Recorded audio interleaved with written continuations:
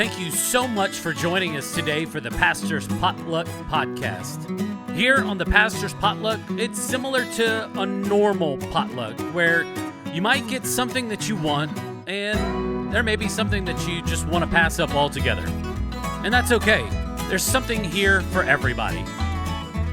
Our goal here is to encourage you and maybe in the process entertain you. If you're ready, let's dig in.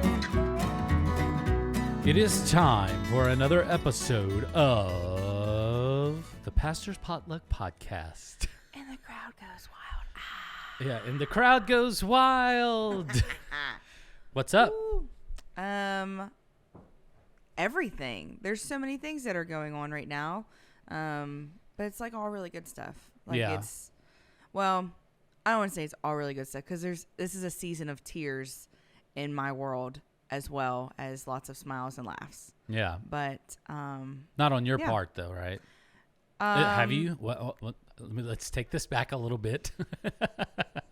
So, for those of you who have never joined in before, Pastor Anna is our youth pastor, and it is graduation season. Yeah, just end of the school year in general. Kids moving up into middle school, moving up to high school, moving on to bigger and better things, and of course, our high school graduates moving on. Yeah.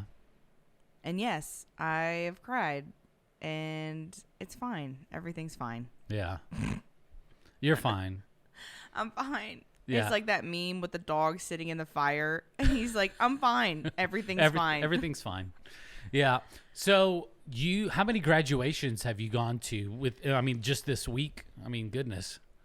So the interesting thing about Southridge Church is because of our location and because of the worship experience that we offer to families, we get families that come from all over the valley. Here in Charleston, all over the Kanawha Valley.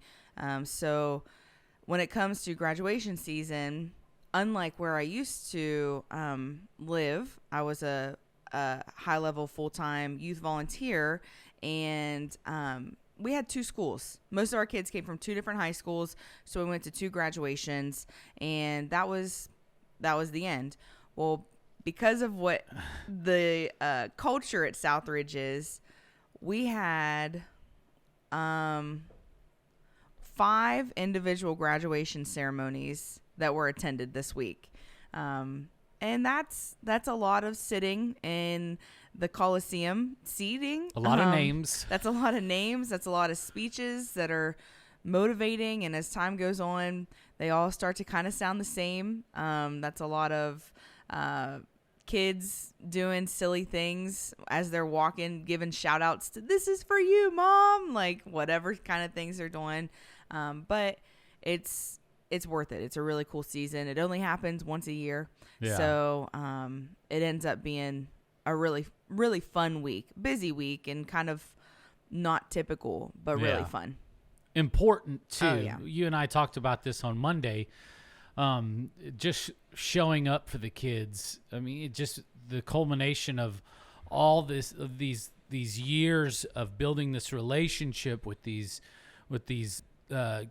kids and pouring into them as much as you can, pointing them to Jesus, and then this major life accomplishment for them because they're only 18 years old, and so this is the biggest thing that's happened in their life aside from their birth. Yeah, for many of them, this is the most important milestone in their life that they may ever come across. And that's not saying the best days aren't yet to come, but when we talk about just like life milestones that we all kind of have a chance at reaching, this is maybe the biggest for many, many of those students. Yeah. Outside of specific life circumstance type things. Yeah.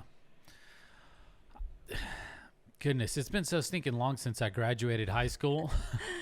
What year is it? 2022. So when did you graduate? 2001. So 21 years ago. Yeah. What was your graduation like? Do you have any memories from it? I was in a graduating class of 798 people. The high school that I went to had like over 3,000 kids, and you know, as it starts off, like the freshmen and the sophomores and the juniors, every single year the class got smaller and smaller and smaller. Just kids drop out. Right. You know, they go into the workforce and then they eventually go back and get their GED. Just some kids that just kind of get lost in the system, so to speak. Yeah. But 798 people. Fortunately, my last name starts with a B. So we got through it really fast. I got up and went to the bathroom, quote unquote, and just hung out with my friends for a little bit until they got towards the end. Wow. That's a long ceremony. Oh goodness, it was so stinking long. Yeah. I think that what they should do is they should break it up. Like an A to N. Do a speech. Or A to M, N to Z, like something like that. Yeah, mix it up with speeches. Cool. Start off with like the principal speech or whatever. All right, we're gonna call some names, blah blah blah. All right, the valedictorian's gonna come up. Oh, I do like some that more idea. names, whatever. Have somebody else, have the janitor come up at that point because 798 people and names that need to be read through. It's ridiculous, No, but that's long. Well, I asked because Paul and I attended one of the ceremonies together. It was an evening ceremony, and he was able to be there. And we actually had that kind of conversation, like, "Oh, do you remember from your graduation? Do you remember whatever?" And I think that's it's kind of fun to go down that memory lane. Especially, it's one of the things that I try to challenge our volunteers, like put yourself in the mindset of that middle schooler, of that high schooler. Not that you need to think like them now, but what were the things that you thought about then? Yeah. And I think that unless we do that intentionally, it's easy to forget what those experiences were like. Yeah. And that makes it difficult to relate. Because I think that, like, people will say, like, "Oh, I can't relate to teenagers."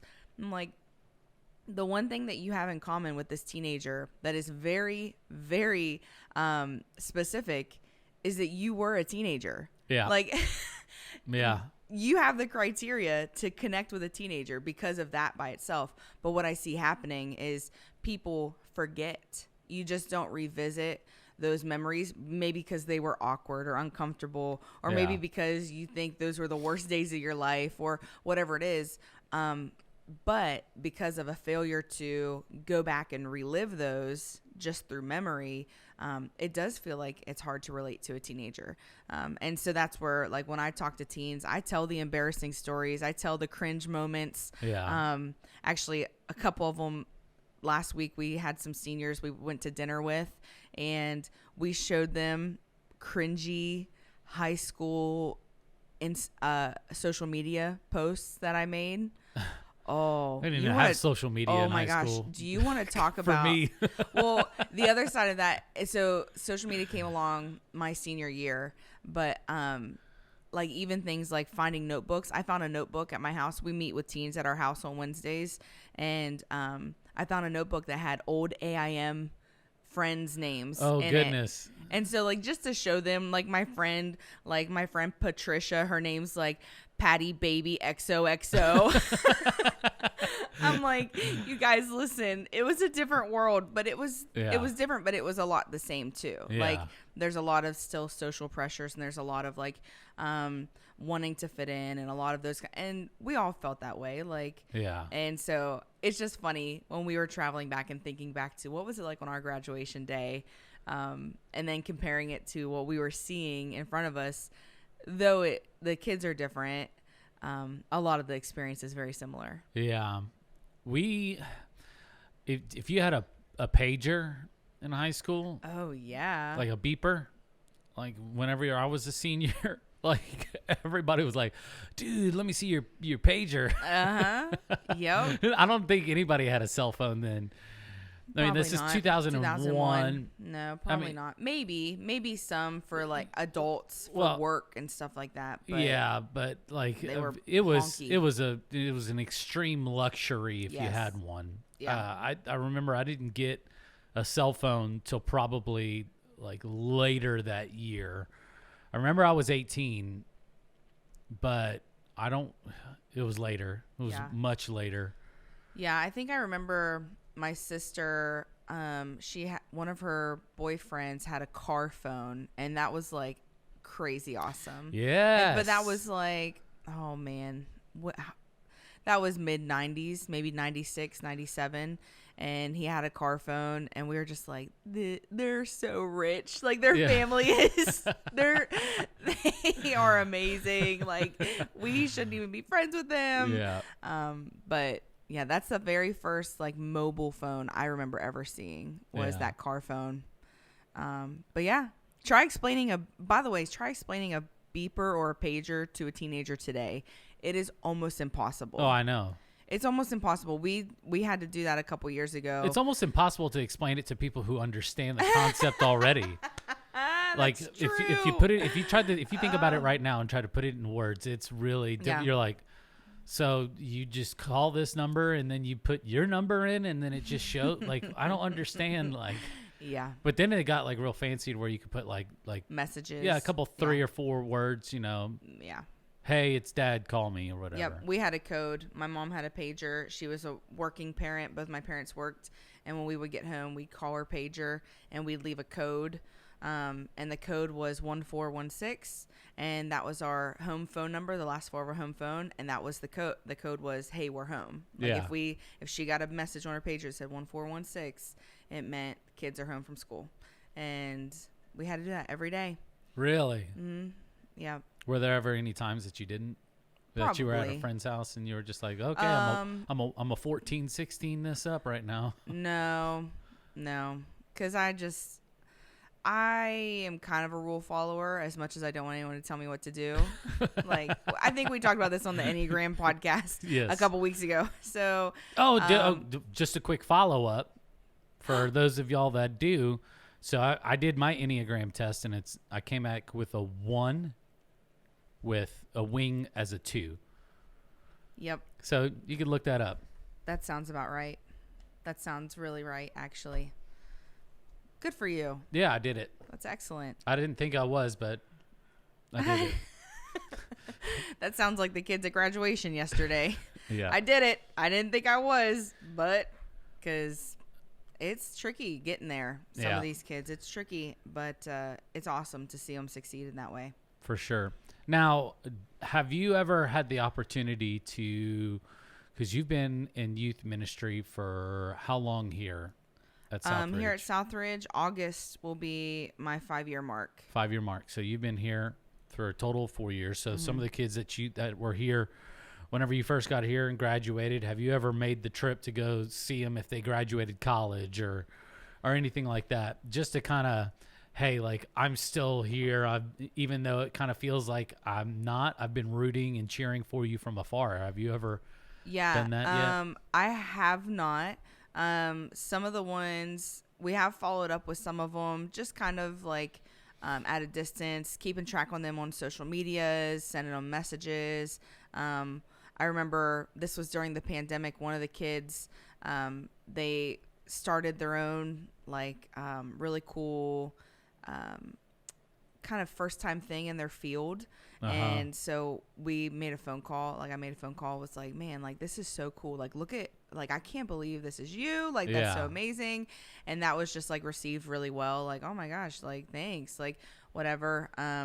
We do follow up with some of them. Like even, so before I moved here, I was a volunteer youth leader, and one of our kids that came through that program, he actually was in the area this past weekend and stayed at our house, and I just followed up with him and asked like, hey man, like you did this, like he did a 2-year program after school, and there's all this pressure for high school kids to make decisions to commit to these really strenuous after high school programs. Because if you don't, you'll fail. Like there's this really strong mentality out there. Not that I'm against those types of programs. I'm for education. I think it's wonderful, but I don't think it's for everyone. I think there are lots of hardworking, dedicated people who can make it without that type of commitment.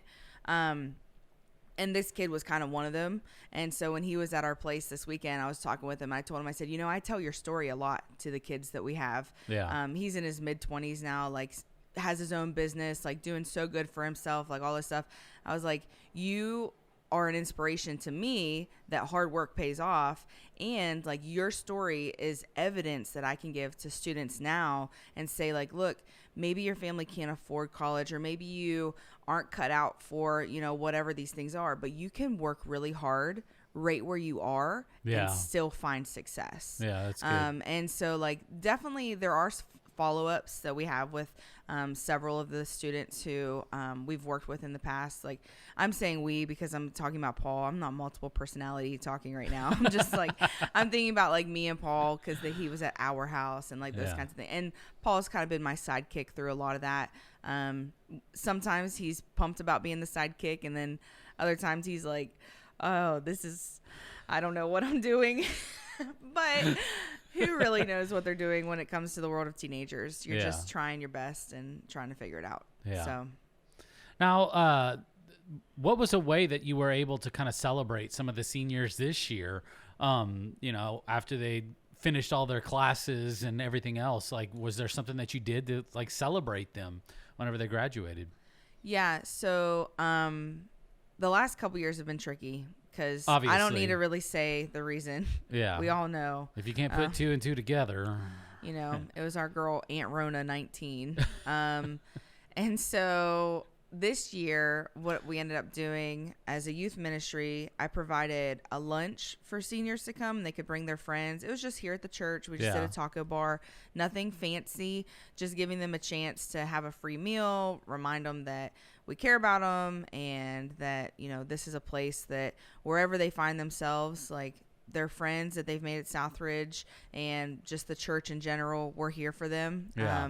And at that point, I was able to hang out and talk with some students like I hadn't seen in a very long time. But whenever they got the invite to a free taco bar lunch, they were like, I'm there. Like, for sure. And so that was really cool. Like, and so just being reminded that those little things still hit people, like those little things still connect with people. A lot of times, especially in a church our size, we're somewhere in the middle, especially for our region and where we are located.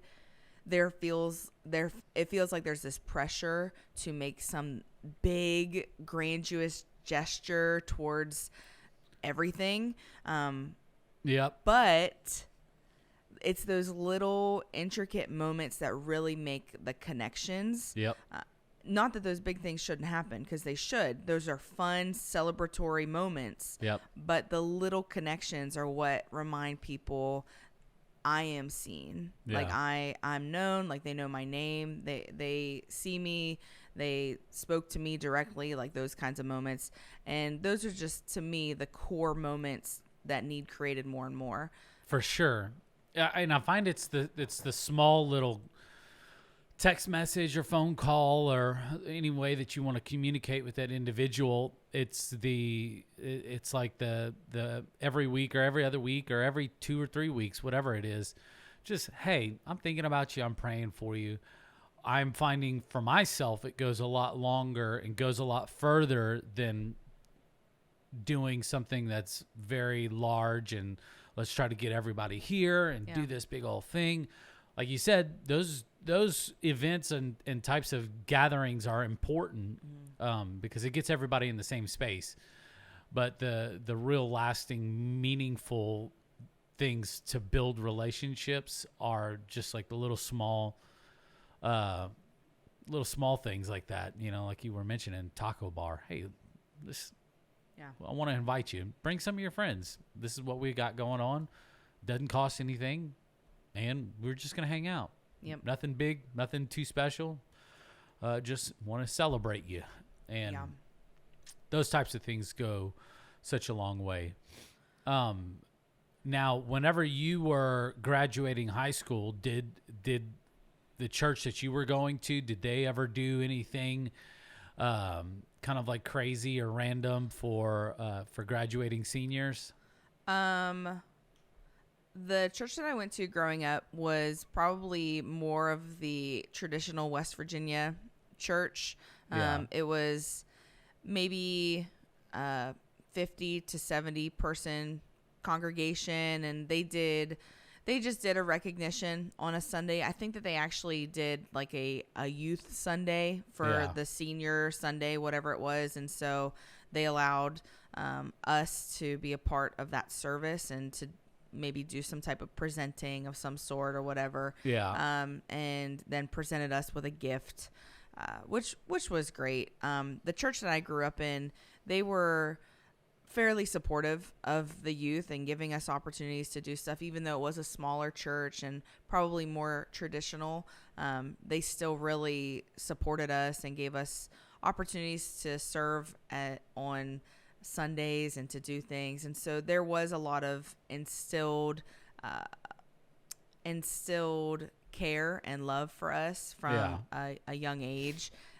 So definitely remember those things. I don't remember it being anything like big, like they didn't do like a slideshow or fireworks or anything. Like it would have been cool to have like maybe a marching band, like that'd been cool, but probably I don't know. We had this, I might have hated that actually. Oh yeah. We had this senior banquet and it was like on a Sunday night or whatever. They had like tables that people could put up and show like embarrassing pictures. And it was awkward for me because although I did go to college, I didn't want to go, and I didn't want to have to talk to people about like your future. Well, I didn't know what I wanted to do at the time either, because my priorities were completely different than trying to figure out what I wanted to do in life. I just wanted to hang out with my friends and party and stuff. Obviously, that's my testimony years before I had a relationship with Jesus, but it was really awkward, and I hated having to try to lie to like all these old people. Oh yeah. Yep. What are you gonna do? I'm like, so much. So many things. Much stuff. That's what I'm gonna do. And they're like, oh, you go get them. Yeah. Yep. Well, that's one of the things that one of our seniors has been kind of going back and forth about stuff and feeling really just kind of, I don't know if insecure is the right word, but just unsure maybe of the future. Yeah. And I have had to say like, look, I was in that same spot. I gave my life to Jesus when I was 15. Yeah. And I can remember all of my friends, not all of them, but my friends who were Jesus followers saying like, oh, I feel like God's calling me to this Christian university, or God's calling me to this Bible college, or God's calling me to this, whatever. And I'm sitting here being like, God, do you want to talk to me about any of this? Like, what's going on? And I was, having conversations with God every day about these things. And I really felt his like absence, even though I know that's not true, but I felt that way. I'm like, he's not saying anything to me. Like people are like, oh, well, what's God telling you to do? Just do what he's telling you. And I'm like, what do you do when God's saying nothing? Yeah. Like, what do you do then?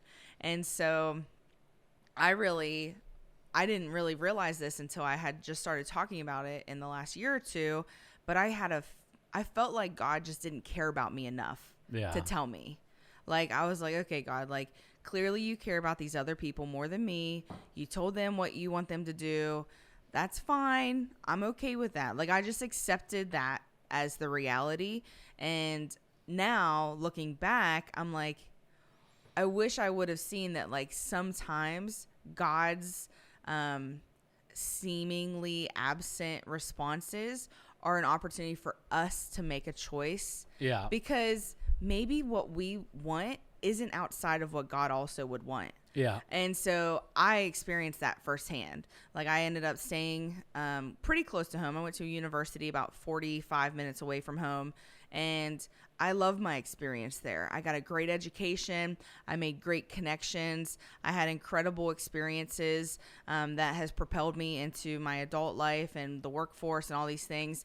And now I'm able to reflect on that time. And even then, I think I realized it too. Like, okay, sometimes God's will for our life isn't this like 1, 2, 3 ABC layout. Yeah. A lot of it is like a windy, twisted up ball of yarn. And oftentimes God will say, hey, your options aren't bad. Pick the one that you like. Yeah. Like, what a cool God. Like, what a cool, like, dad move, right? Like, that's such a dad move to be like, all of these are great options. You pick the one you want. And it's like, okay, thanks. Like, that's so cool of you. Yeah. Because I think a lot of times we get tied into like, well, if God wants me to do something, like he's going to tell me, and we sit around and do nothing, waiting for God to say something. Yeah. And we end up missing out on so many opportunities. And so talking with some of these students, I'm like, man, maybe God does call you to go to a Bible school, or maybe God does say, hey, you need to go to Marshall University, or you need to go to University of Charleston. Like, that's where your opportunities are. Yeah. Or maybe God's just letting you choose. As long as you just keep him as number one in your personal life, he'll take care of the rest. Yeah. And that was my personal experience. And I'm really glad to have had that, because I just think that is a very common experience. Yeah, for sure.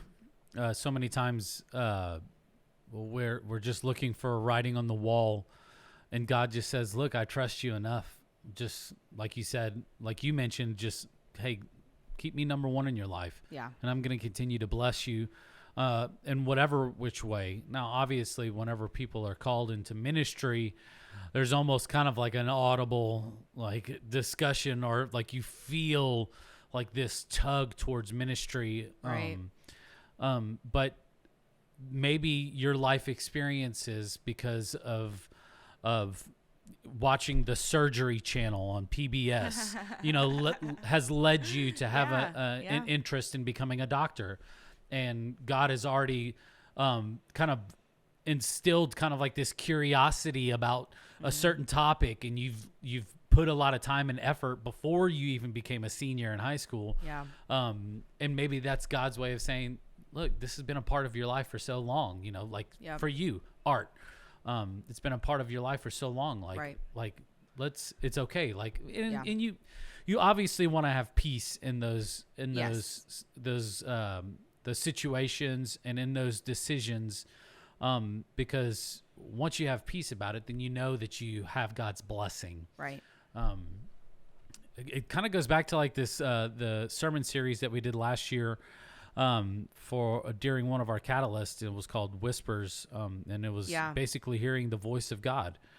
And I encourage any juniors, seniors, anybody in high school, or maybe you're an adult and you just kind of curious what God has for your life. A good way to hear God's voice, or you could pick up the book. It's called Whispers. I don't know who the author is. I have too many. I'm the worst. You don't want to ask me. I can never remember. I don't remember songs. Oh, Batterson. And I don't remember books. It's Whispers by Mark Batterson. That's it. It's a great study guide just to begin to quote unquote hear the voice of God. So many times it's not like the audible of hearing God saying, Anna, do this, Jared, do this, but it's very rarely that. But we feel like it should be that all the time. Like, there's something about being a Jesus follower and reading about this God of the Bible and reading, like, you're just like, man, like, look at how he talked to Moses, or look at how he talked to David, or look at how, and you're just like, why doesn't he talk to me like that? Yeah. Like, well, I don't know. I really don't know the answers to that. Maybe someone that's not me does. But what I do know is that he still talks to us. Someone that's not me. Sorry. Like, that's just, he still talks to us. It's just not maybe the way that we are expecting it. Yeah. But that's the beauty of communication in general. Like, we experience that even with people when we're communicating with people. Like, I'm waiting to get a response from somebody, and maybe they give it to me through their body language, but their words maybe are a little bit different. And you're just like, I understood their message, even though what they said isn't what like my ears heard, because I looked at their body language, or because I understand their message. Yeah. And I feel like God has given us his characteristics in a lot of ways.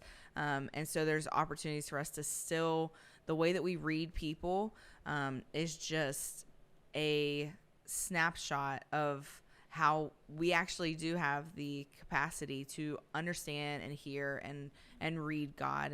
And I think that's a really cool thing that he's given us, the ability to communicate with him and to understand that. And of course the Bible does give examples of, just a nudge or whatever. And so it's like, God can talk to us however he wants. We just have to be the ones ready to listen. Yeah. So good. So good. Alrighty. Do you have Nana's casserole today? You know what? I don't. You don't? I can't believe it. When you just said that, I was like, Nana left dude. her casserole on the kitchen table. Oh, no. Nana's casserole is going to be cold tomorrow. I am so sorry, everybody. It's all good. All of our favorite people. Before we get into mystery meat, yes. Is it okay if I do this? We talked about this right before we That's started okay. Hey, this. Nana's casserole is cold. I was like, dude, we totally need to hit up like some. Is this where we're going? Yeah. Okay. I was like, we need to talk about like some youth stuff that's happening. Yeah. In the summer. Yeah, I mean, it's grad season, and I've been crying off and on, and these kids are just so special and so awesome, and a lot of them are staying here in the Valley. Not all of them, but several. And I ask them, like, are you leaving me? Are you leaving? Like, and they're like, no, I'm staying around. I'm like, okay, cool. Like, I'll cry later then. And so I want to make more memories, because the reason I'm so emotional with this group is this is the group that I've been with the longest. Yeah. So far. I mean, that's only going to continue if I'm here and while I'm here. And so the more we spend time with these people and the more that we see them just grow and develop, and there's just a really kindred spirit about that. And so I want to keep doing that. Yep. I want to keep doing that. I want to see more and more kids get involved with the things that we're doing so that they can grow in those relationships with each other and encourage each other in their faith journeys. Yep. I think that there's a lot to learn from that. And so, dude, you got to prepare yourself though. Oh man. In 365 days, you're about to have 2 bodkers. Oh, I can't wait.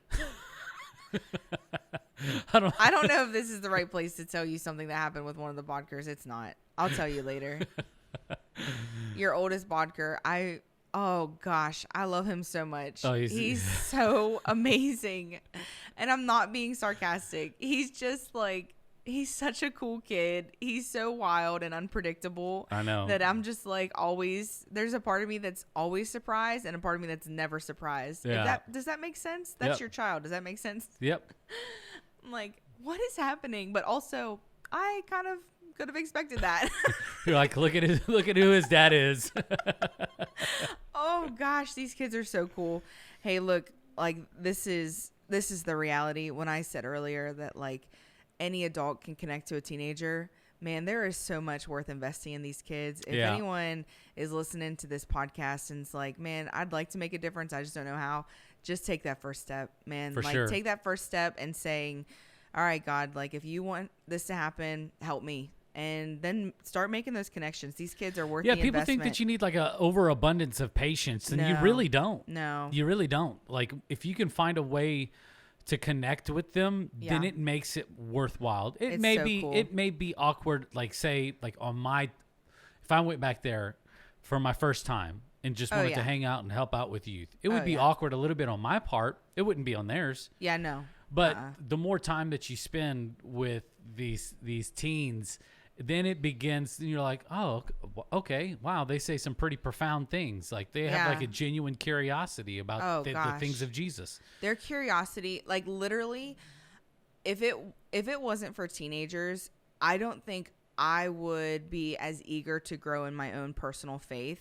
Yeah. Because they ask all these questions. Like they ask questions and they are so curious. One of the things that I'm seeing, and also studies, there's Barna studies out there and all kinds of other studies that are showing that this current generation that's coming up, they are the most curious generation that we have had since like the Enlightenment. Like they are so curious about life. They're curious about spiritual things. They're curious about everything. Like they are eager to learn and understand, and they're so open to conversation. Yeah. Now, I think that social media and just media in general has led us as adults to disbelieve that, because it's just has. Yeah. But the reality is these kids are very open to having conversations about all kinds of things. And well, so much has happened in the last 15 years to be like almost kind of like setting the stage for these types yeah. of conversations, and for all of it to happen, because Yeah. there's so many different topics than there were whenever I was Yes. a teenager. Yeah. And so they're It's really just cool. curiosity It's a really about all cool these time. things. It's a really cool time in the world of youth ministry and teens. I feel so hopeful. I know Yeah. that like a lot of the statistics show that there are more nuns in the world, people who identify as no religion whatsoever, than there is in a rise of Christianity. But what an incredible platform we have then. People who have no religious affiliation, like that is a great place to start. Like, just Yeah. start with that crew and, ask questions of why they don't identify with anything. Like, it's such, I try to take Jesus's approach of answering a question with a question. Yeah. A lot of times when someone would ask Jesus a question, he would ask them a question in return. Yep. I see that as a means to getting to the deeper issue. Mm-hmm. A lot of times people will ask a question, teens will ask a question to get a reaction. They'll say, hey, why doesn't Jesus love the gays? They're looking for a reaction from you. What if your response instead is, where have you heard that? Yeah. And then you start to create a dialogue with this student, and you're able to have like, hey, what's the deeper issue? The deeper issue is my friend is getting bullied by a Christian student, a student who calls himself Christian at school because of this identity. And I'm not okay with that. Okay, that is a deeper issue. You're right. That is a deeper issue. And we do need to talk about that. For sure. But your question to get a reaction out of me is not the place that Jesus wants me to have that conversation. Like, it's how do we go deeper? How do we get to the core? And anybody can do that. Anybody can do that. It's just recognizing, like, what's the big picture here? Like, and Megan talked about this on the Mother's Day message. I love that because I think that is so critical to our culture as we move forward, as we interact with these kids who are coming into the workforce with us, these high school graduates. They may say and do things that make us a little bit crazy, but man, the way we react is going to show Christ's love. For sure. And there's just so much power in that. And those of us who are Jesus followers, we're responsible for those types of interactions. Mm-hmm. And that can feel like a really heavy burden to carry. But thankfully, Jesus did it first. Yeah. And because he did it first, we can do it too. Yeah.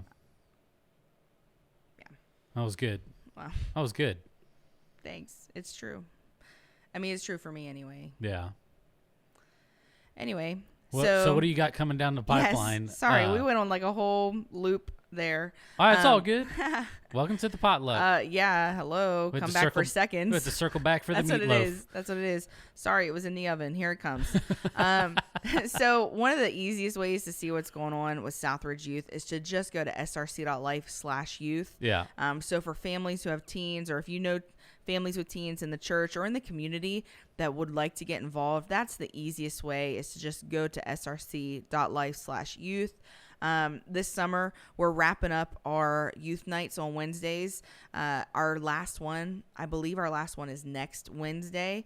And then we're just going to kick off the summer together by serving at Vacation Bible School. So teens who would like to come and serve at that's what we're kicking off the summer with. Followed the next week with a splash bash, where we are going to come together and do water games and water competitions all night. And I'm asking students to bring a $10 donation. It doesn't have to be 10. They could come with nothing. They could come with more. But what we're doing is we're collecting those donations to provide clean drinking water filters to people in third world countries. Yeah. And so as we have a watered night, we want to remember that not everyone has that privilege to just have clean water at the drop of a hat, like to throw at your friends. Yes, literally. Like, it's kind of a little bit maybe oxymoron, hypocritical, but we want to make the effort to recognize. Well, it's the correlation between the two, because the next time that they do have like a water balloon fight or whatever, they're going to be like, hey, remember that time we gave like all those water filters? Yeah. Like, for people to have clean drinking water. Yeah. Like that, like it's the visual representation that sticks. Yeah. And that's kind of the point too, to recognize like, man, we have it so good that we can literally waste water for fun. And there are other people who are wasting away every day because of waterborne illness. Yeah. Because they can't access clean water. So while we're having fun, why don't we do a little bit? And it's not a lot. $10 is not a lot compared to what many of us have access to. It's literally one meal a week for an Yeah. adult. If you go out to eat for lunch, I mean, you can't go eat Oh my anywhere, and gosh. it's not less than $10. Definitely don't go to Panera if you only have $10. No, I mean, they don't even have dollar value menus anymore. Oh man, yes. And so anyway, that's coming up on the 15th of June, and then we're going to keep hitting Wednesdays throughout the summer. We've got a bonfire and worship night planned. We have a cornhole and corn dog night planned. We're going to a state youth camp this summer. If students want to come to that, registrations are due June 1st. So here in just a couple weeks. We have fundraisers coming up this summer, things like car washes. I mean, it's going to be a jam-packed summer. And the best way to stay connected with that is src.life/youth. And maybe following us on social media. That's SRCWV Youth on Instagram and Facebook. Those are the ways to keep up. But man, I'm pumped. Like, it's going to be busy. I'm going to be tired. But it is like summers are so incredible. Yeah. It's funny. Like, Paul asks me, he's like, when you were a teacher, you had summers off. Like, but now summers are like your busiest season. I'm like, yeah, I know, but I was a really high level volunteer before. And so even though I was a teacher and I was off for the summer, I still did a lot of the same stuff. I'm like, man, like, it's fun. So it goes by so quick and it doesn't seem as exhausting as it probably is. When you're having fun, you don't realize how tired you are. And so you just keep rolling, you just keep going and celebrate the victories along the way. Are y'all doing any Ace Adventure? And the only reason I'm asking is because last year, whenever y'all did this, whenever y'all got back into town, it looked like every single one of y'all had been in a fight. Everybody was so exhausted. And oh, yeah, I think we've got some Ace stuff coming up down the pipe, either in July or maybe early August. Yeah. So we'll be having a good time there. Yeah. I remember whenever we picked up Nolan, his conversation on the way home was so interesting because he was just flat out exhausted. and it's 10 o'clock at night whenever y'all roll back into town.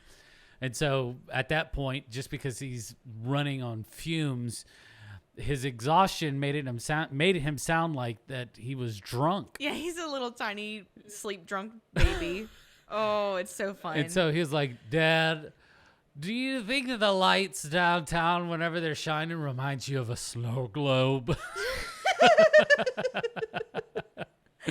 Oh, that's so I was amazing. like, dude, you're going to sleep until like lunchtime tomorrow. Welcome to pretty much any youth trip ever. And that's why when you all saw me on the way back from Atlanta on my drive back, I was wired because y'all saw me in youth pastor mode. Like, that is just, I didn't like it.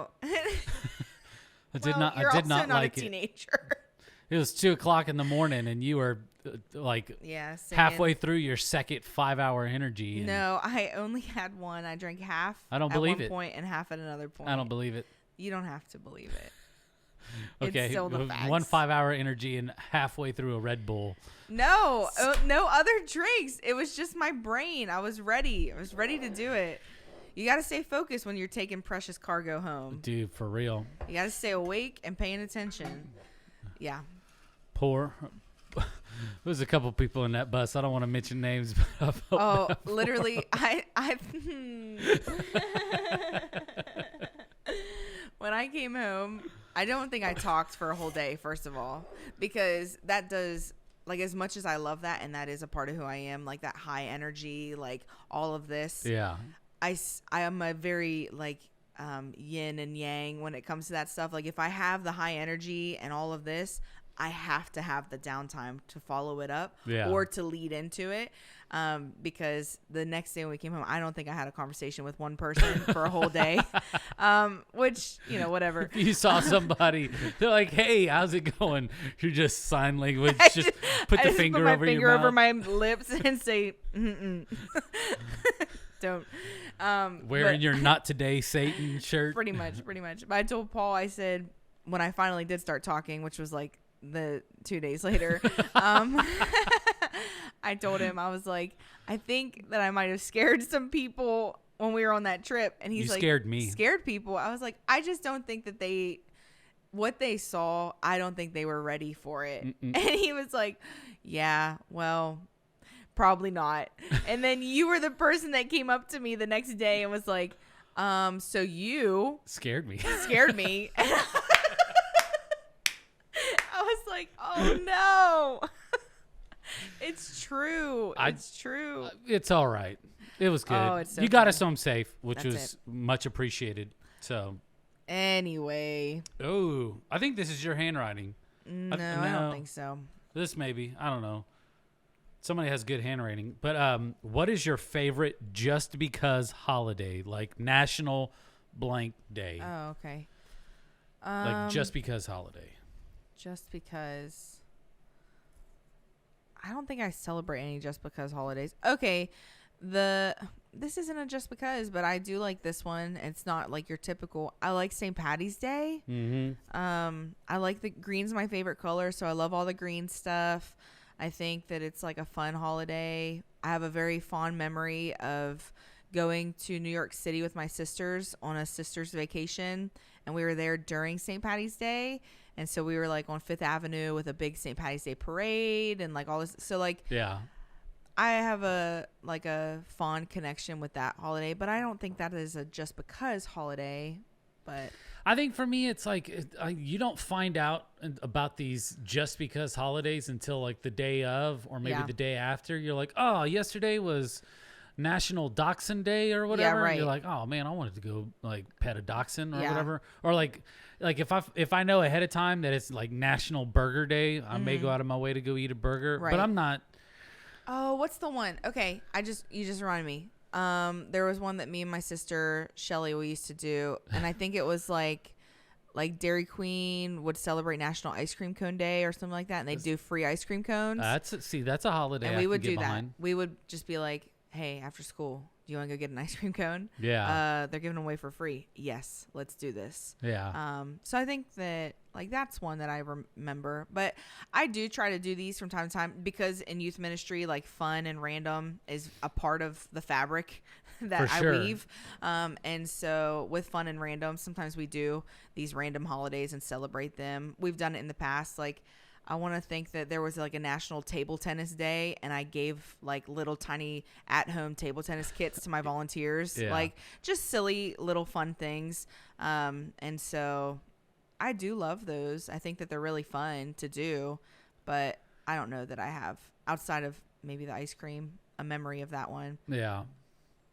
But There's a couple of things that I celebrate year round. I don't really celebrate. I'm just kind of like, oh, okay, that's kind of cool. The only reason I know about them is because it pops up on like Facebook memories. Mm-hmm. Like whenever like a specific album that like really, really, really changed the way that I look at music, and I posted about it 14, 15 years ago. I'm like, oh, this album just came out on this day, like whatever. yeah. Like, but I'm not gonna go celebrate Coldplay all day. Does that make sense?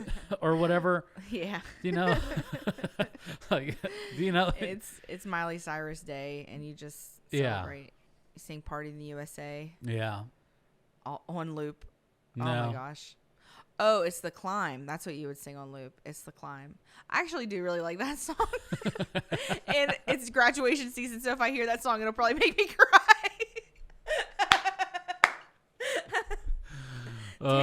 Dang it, Miley. Okay. I'm trying to think of like any. I can't even think of any random days.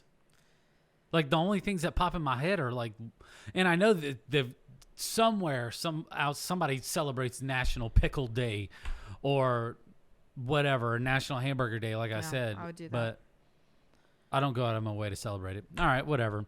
If you have a national day that you celebrate, let us know. Yeah, or you can buy those. Those are like calendars you can buy, and every day it shows like the national random day that it is. Don't waste your money. Oh, come on. Gift it to Jared. Get it and gift I'll it. put it up on the wall, like right there in the video. So, I'll flip it open to the day. Yeah. All right, you guys. Today's National Simpsons Day.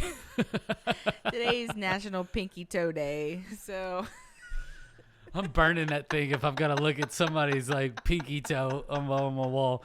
Hey, we appreciate you all. Thank you for joining us for another episode of The Potluck. Join us next week as Pastor Scott and myself kind of go back in the deep dive of his preparations for sermons, and we will see you next time. Thank you so much for listening in with us today. We really appreciate it. If you haven't done so already, go ahead and hit that subscribe button. You can also follow us on social media, on Facebook, Instagram. You can also watch the video version of this on YouTube as well. All you have to do is search up the Pastor's Potluck Podcast. From all of us here, we want to say thank you, and we'll see you next week.